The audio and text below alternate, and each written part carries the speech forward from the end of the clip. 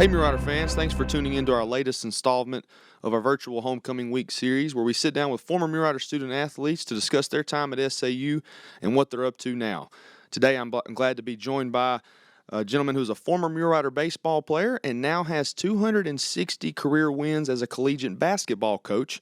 He was named the 2019-2020 Hugh Durham Award winner, which recognizes the most outstanding mid-major coach in the country. And on April 30th, 2020, he became the 23rd head coach of the Wake Forest men's basketball program.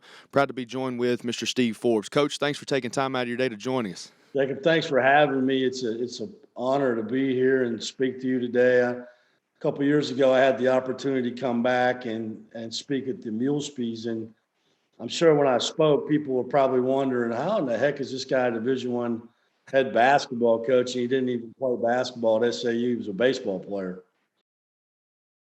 I actually have a question about that. Before we get to that, tell us a little bit about your journey to becoming a Mulerider. You're a native of Lone Tree, Iowa. How did you end up in Magnolia? You know, it's crazy, to be honest with you. I went to junior college for 2 years in Iowa, in Muscatine Community College. I played both baseball and basketball. And I transferred to Grandview College in Des Moines my junior year, and I played both baseball and basketball. But I wasn't real happy. And so, especially with the basketball part of it. And I made the decision going into my senior year that I was going to transfer. And I had some teammates, 3 of my teammates from Muscatine Community College going to SAU to play baseball.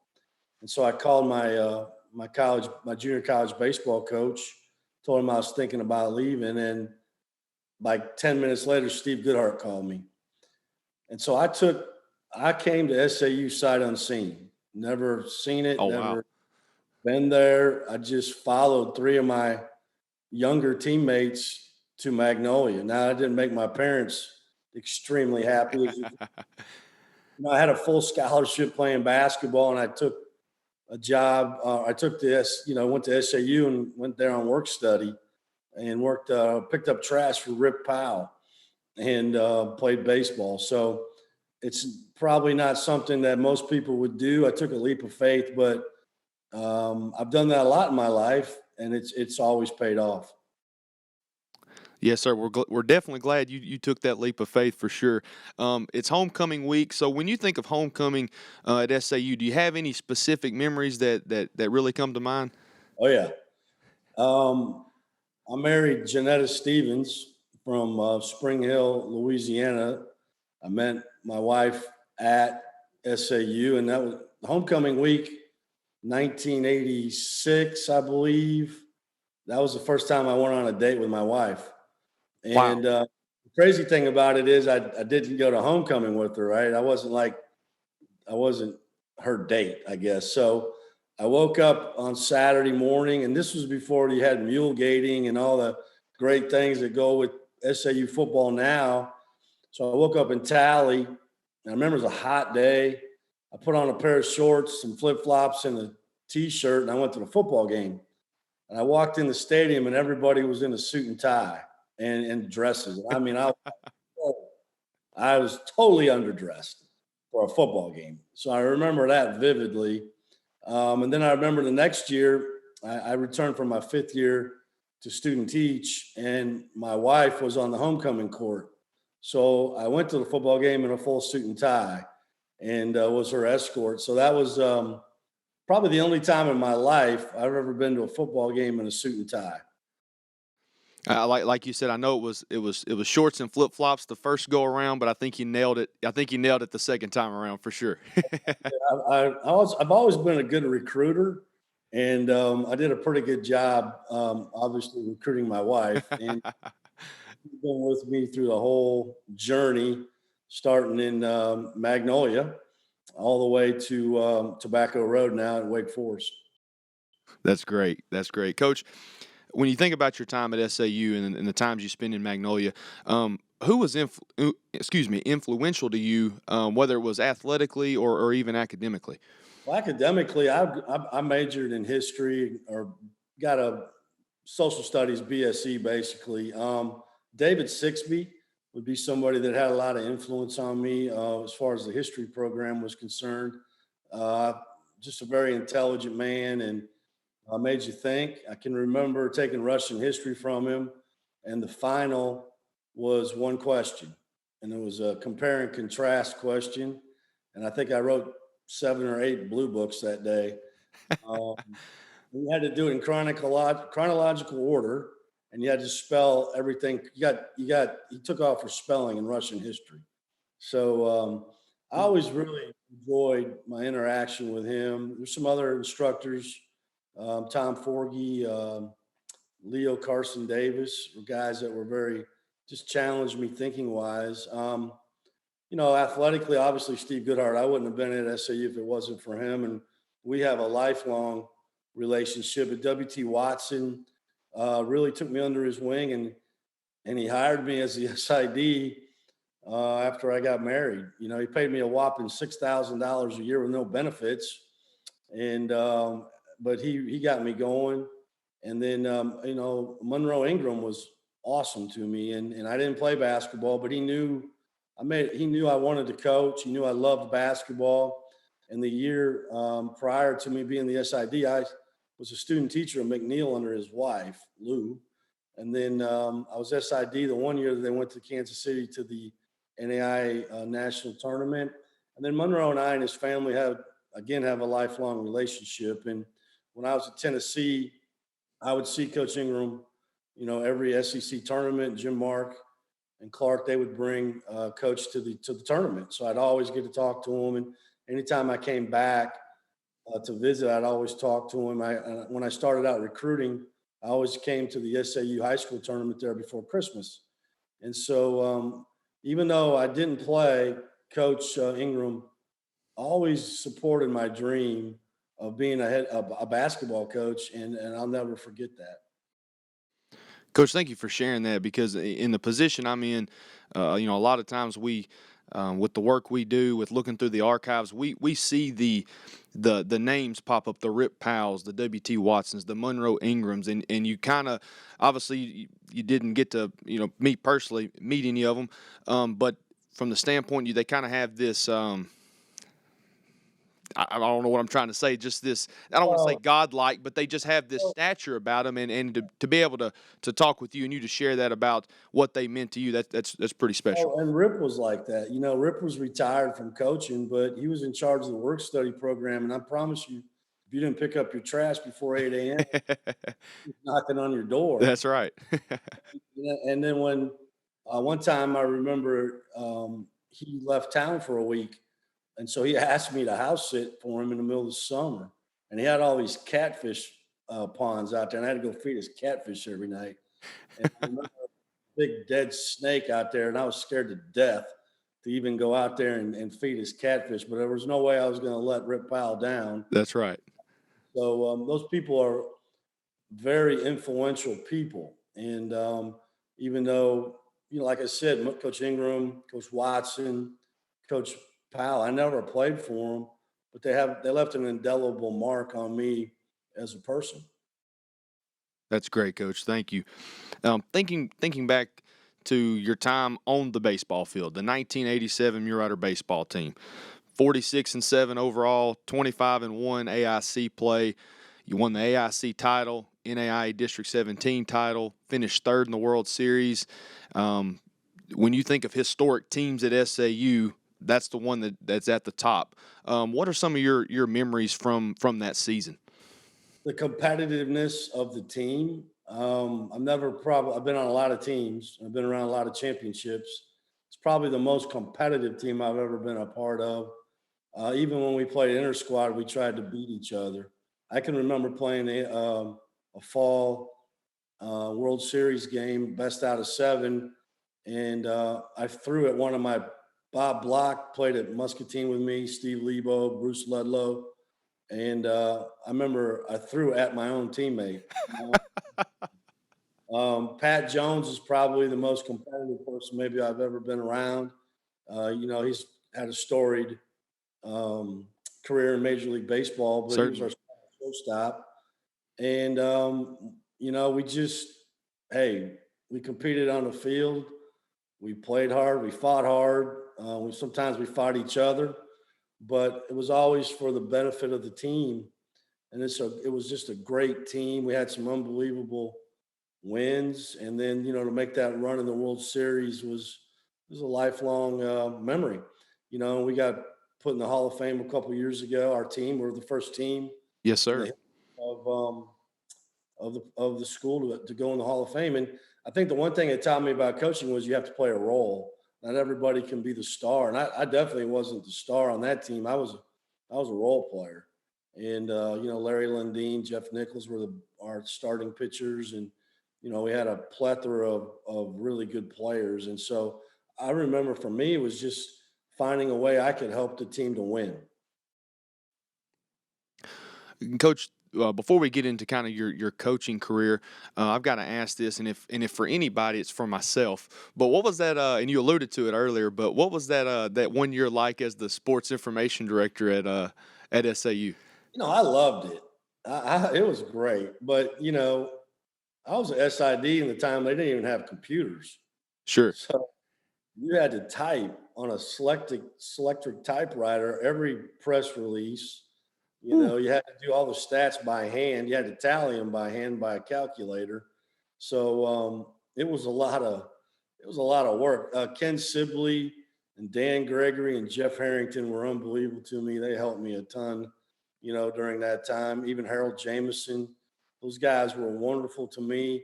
I always brag. One of my work study employees was my college teammate and Bruce Ledlow. And Bruce is now the associate commissioner of the Southland That's Conference right. Community Relations. And I always like to think that it was my tutelage of Ludlow that led him to be where he is today. It was just the amount of hours. My Lord, I mean, just you work so many hours. But I love athletics. I love sports, and so I was around every sport, and that was a lot of fun. And I really wanted to be a coach, but at that point, I really couldn't afford to stay in there and be the SID. And but I really enjoyed it, and it spurred my career into coaching. Well, let's talk about your coaching career, Coach. Obviously, a collegiate baseball player. I know you said you also played basketball as well. What was it that about the game of basketball that drew you to become a collegiate basketball coach as opposed to maybe a collegiate baseball coach? I loved basketball. I was good at baseball, and I wasn't bad at basketball, but I really understood the game. And I was a student of the game. Whereas in baseball, I wouldn't tell you that I was a student of the game. I learned to become one when I got in college, but it just wasn't something that I wanted to do for the rest of my life. I will tell you though that baseball it allowed me to be a basketball coach because my first job in coaching was at Southwestern Community College in Creston, Iowa, the year after I was the SID at Southern Arkansas, and the only way I got the job was because of my baseball experience. I had to be the assistant baseball and basketball coach, Okay. and also do an economic development job. But baseball really got me in the door, and so, but really deep down inside, I wanted to coach, and I spent the year there when I was the student teaching at McNeil. I typed 200 letters each night. I did it during the night to 200 college coaches trying to be a GA for basketball, and I got 199 rejection letters. And then this is crazy, but I got married that summer to my wife, Janetta, and we got married in Spring Hill. And we were going on our honeymoon. And I think she thought I said we were going to Oahu, but we went to Omaha, Nebraska. Um, Interview for a GA job in Nebraska, Omaha, and I didn't get it. And that's why I came back to be the SID. Thank goodness that WT offered me this job, and so I didn't get it. So I had 200 really rejection letters, but WT gave me the opportunity to come back and be involved in athletics. And then from there, I got very fortunate a year later to get the job, at Southwestern Community College back in Iowa, where I was from. So my advice to current and former mule riders is don't take your wife to Omaha, Nebraska on a job interview. Now I made it 32 years with my wife, but I don't know if most would if they did that to their wife. Sure, sure. That's duly noted. That's duly noted. We'll remember that for sure. Coach, having the opportunity to play under Coach Goodhart, legendary career in his own right. Is there anything as being a player under Coach Goodhart that you took from him as far as into your coaching career?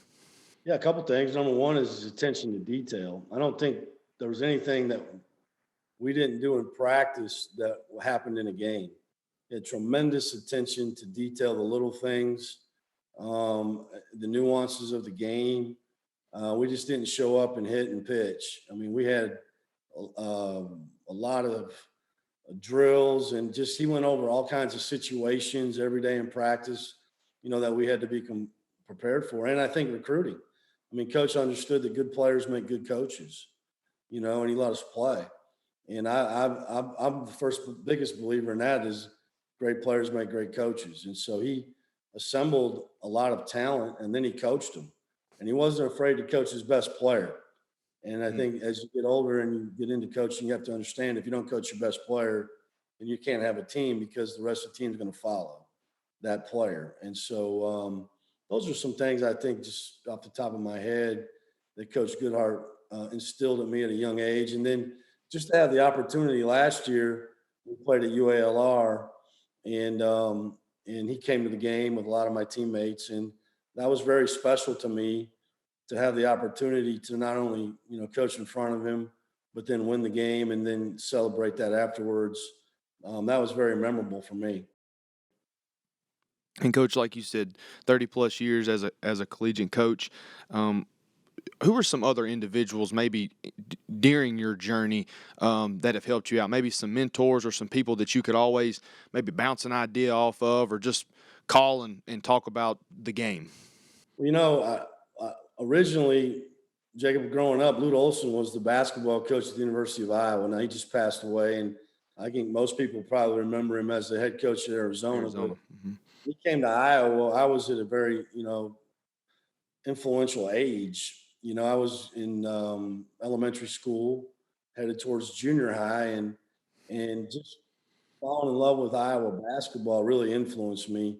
Then having the opportunity to go to his camps and then go watch him practice at the Iowa Fieldhouse was really something that had an impact on me. And then just starting out, the guys that I worked for in junior college, Ron Clinton, who was my AD and he's passed away now at Southwestern. My high school coach, Doug Hoffmeister, he passed away. So these are guys that I could always call when I had, something to bounce off of them. Then I got lucky. I've coached with 3 Final Four coaches as their assistants. Greg Marshall at Wichita State. Porter Moser I worked for him at Illinois State. He took Loyola to the Final Four. Bruce Pearl at Tennessee. Took Auburn to the Final Four. And then Billy Gillespie when I was at A&M. Texas A&M was the Big 12 Coach of the Year. So I've had a lot of great teachers, and I've been able to, maintain, great relationships with those people. So when I do have questions, I can call and talk to them. And coach, I'm going to ask you to think back. You've coached a lot of basketball. You've seen a lot of basketball. When you think back, are there any specific games or maybe even plays that really come to your mind as far as being really special? Yeah, I'd probably start in junior college. When I was at Barton County Community College back in the mid '90s, before I ever became a Division I coach, we beat Butler County Community College. They were ranked number 1 in the country and undefeated. That was a big win. When I was at Northwest Florida, later on in my career in junior college, we went to back-to-back national championship games. We lost them both. Those were big in junior college for me. In Division I, in 2008, we were ranked number 2 in the country. Late in the year at Tennessee, we played in Memphis. They were ranked number 1 in the country. They were undefeated. It was on College game day, and we went into Memphis and beat them. They had Derrick Rose and a lot of great players. And at that time, it was the most watched regular season basketball game in the history of ESPN. Now, a lot of people would probably think that would be Duke, Carolina, but for a long time it was Tennessee, Memphis. And then going to Wichita State and winning 35 games in a row my first year, and setting an NCAA record for most wins in a row, going 35-1, and then my next year we went 30-4 and we beat Indiana and Kansas in the NCAA tournament. We beat Kansas on my 50th birthday. That was my scout. Oh, And nice. I became the head basketball coach at East Tennessee State the following week. And so those are some things. There's a lot of great wins. I think when we were at Tennessee, we beat 29 nationally ranked teams, Wow. and been some great wins. Went to the Elite Eight at Tennessee and lost to Michigan State by 1 point to go to the Final Four. So those are some things off the top of my head. Even East Tennessee State, we had a great run. We went 130-43 in 5 years, and beat Georgia Tech, beat Mississippi State, beat LSU this past year. And so I've just been very, very fortunate. Coach, fast forwarding to where you are now, Tobacco Road. I mean, it's a basketball oasis, rich in history, whether it's players, coaches, even media personnel, the rivalries, just the history that comes from that area, that play of basketball. What does it mean to you, knowing that your name's forever etched in the history of Tobacco Road when you consider all of that it's been? Sometimes it's kind of hard to think about, and I try not to, just considering where I came from, Lone Tree, Iowa. I graduated with 32 people. I put a stop sign in town, and I just told you how I got to Southern Arkansas. I didn't play basketball. And then to rise through the profession to be a head coach in the ACC, which is historically the best conference in the history of college basketball. And I have these meetings every week on Zoom with Mike Krzyzewski, Jim Boeheim, Roy Williams, Oh, wow. Tony Bennett, Leonard Hamilton, Mike Bray, on and on and on. Sometimes you have to stop and think about, wow, how did I get here? But, my job is to come here to win games. And so this is why I took the job, is because it's the pinnacle of my profession. And it took me a while. I got my first head Division I job at 50 years old, and I think a lot of people aren't that patient. I use this as an example. Baseball, a lot of people want to hit a single and then land on third base. They don't want to work around the bases. And I feel like my experience and my journey is why I'm here, and it's who I am. And I wouldn't trade it for anything. And so I'm really excited to be a part of this historical program here at Wake Forest and this historical conference. It's obviously at a different time during the pandemic. It's changed a lot of things, but I'm really looking forward to the next few years of my career coaching at the highest level. And Coach, I think I can speak for all of us here at Southern Arkansas and all Mulerider fans anywhere. We're definitely looking forward to that. We're definitely going to be following along and rooting for you at Wake Forest as well. Longtime basketball coach, multiple stops as an assistant, as a head coach. You just talked about some of the great teams that you've had an opportunity to be a part of. And you've served under some different head coaches that I'm sure had different head coaching philosophies and the way they went about their business. With the success you've had at ETSU and now currently in your position at Wake Forest, what does coaching mean to you? What beyond the standard definition that we can go in the dictionary and look up? How does Coach Forbes define coaching? Pretty easy. I think my job is to help my players turn their dreams into reality. And so how do you do that? Well, to me, coaching is getting your players to do the things they don't want to do in order to get the things they want out of life. And how do you do that? Well, you have to coach them and you have to tell them the truth. And so I tell my players for the 4 years or 2 or 3 or however long they're here that I'm not going to be their friend. I'm going to be their coach, and I'm going to coach them hard.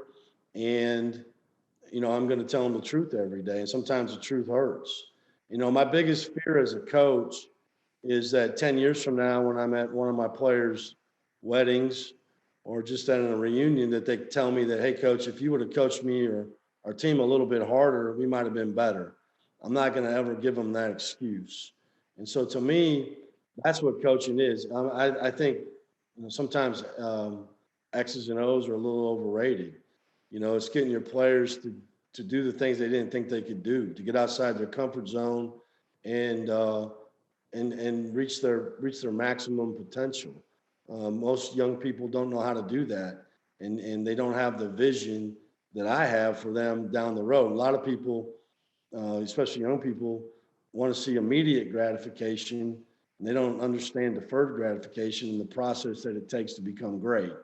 And so I think that, to me, in a nutshell, is what a great coach does.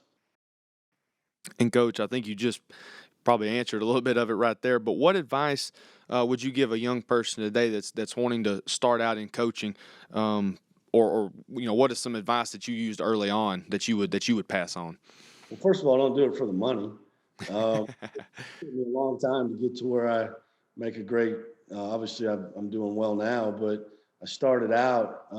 I have every contract I ever had as a coach, and if you're doing it because you want to make a lot of money and you want to be on TV, that's the wrong reason. You know, I think you got to learn your craft. You need experience. You need to get in there and coach. And if you want to be a college coach, you got to get somewhere where you learn how to recruit. Nobody really ever hired me as an assistant coach because they thought I was a great coach. They hired me because they thought I could help them get better players. And so I think sometimes with college coaching, young people get misunderstood on what their role is. And your role as an assistant in Division I basketball is to help get players, and then help with the play, and then coach the players, and have a great relationship with them. But I would say just don't get discouraged. The road to success is always under construction, and you're going to spend some time in the ditch, but those lessons from the ditch pay off. And if you look at my career, I started out in junior college. I started out at SID. Then I became a junior college coach for 9 years. And I got my first Division I assistant job at the University of Idaho. Again, I took that job sight unseen. From there, I went to Louisiana Tech, and there to Illinois State, and from there to Texas A&M, and from there to Tennessee. Then we got fired in my 22nd year of coaching. And what happens in coaching sometimes is you do get fired, and you have a choice. You can get bitter or you can get better. And I chose to get better. I went back to junior college because I love to coach. And I went to Northwest Florida. And in 2 years, I got lucky and got on at Wichita State. And then after 2 years at Wichita State, I got my first Division I head job at the ETSU. And 5 years later, now I'm a head coach in the ACC. So it's not going to be easy, but if you really want it, then I think you can achieve it. I mean, I'm a pretty good example of that, being somebody that, again, graduated from a small school in Iowa and played baseball at Southern Arkansas, but I had a dream to be a Division I head basketball coach. And through a lot of hard work and ups and downs and some luck and getting with the right people, here I am today. You certainly are a great example of that, coach. That's great advice, indeed. One more question for you here. What does Southern Arkansas University mean to you? Well, it means everything. I wouldn't be where I'm at today had I not come to SAU. And first and foremost, I met my wife there, Janetta, and I couldn't have got to where I am today without her and our three kids. And so, I was very fortunate, first of all, to meet her, and then the friendships that I made with my teammates. We have a text thread still going today between a lot of us that played on the World Series team: Larry Lundeen, Steve Shipman, Steve Lebo, Bob Block, Bruce Ludlow, Kirk Johnson, Pat Jones.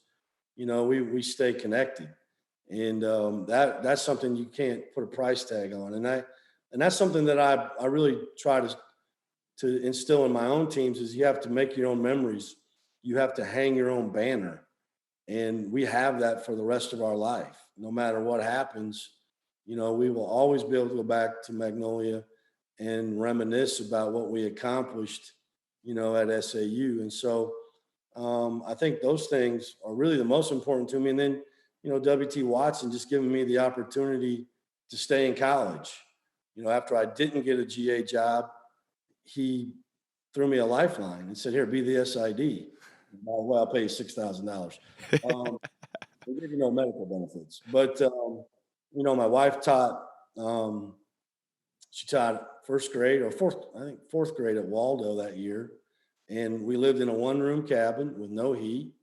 But the Bailey family, who was very influential at SAU at that time, and Miss Bailey was W.T. Watson's Mm-hmm. secretary. They gave me Sue. free rent for a whole year in that Awesome. one room cabin, no heat. And so those things make you who you are, right? And so I remember all those things and will never forget. And I was an RA. After in my fifth year, I was an RA. I enjoyed being in the dorms, and I enjoyed being around the college campus and Tally Hall. And I've never left the college campus since that day of my entire life. I've never left college, and so that I'm very thankful for. Well, Coach, this has been an absolute blast. Thank you so much for taking the time out of your day to talk with us. And like I said earlier, we're definitely going to be keeping up with the Demon Deacon men's basketball program, and we wish you the best of luck this season. Well, I appreciate that. Luck is always good. We're going to need some. I have a really good team, nice team, but we have a long ways to go, and obviously we're in a tough league. But the fun thing is that we get better every day, and that's all you can ask for. And I wish everybody the best in Magnolia. I don't get back as much as I like to. My mother-in-law is in her 90s, still lives in Spring Hill, and so we try to get back there as much as we can. And when we do, I try to get up to Magnolia, and the campus looks awesome. Look, it's changed so much since I was there, and it seems like your president, Dr. Berry, is very progressive and works hard at it. Steve Browning is a tremendous AD, and he's constantly reaching out to me, and so I'm very appreciative of that, and hopefully I can continue to give back to SAU. Like I said, Coach, we definitely appreciate it, and best of luck moving forward this year. All right, thanks, and go Riders. Yes, sir. Go Riders. Hey, Mulerider fans, thanks for tuning in to the latest installment of our virtual Homecoming Week series. And be sure to check out next time as we have another former Mulerider student athlete on to discuss what they're up to now and how much they enjoyed their time at Southern Arkansas.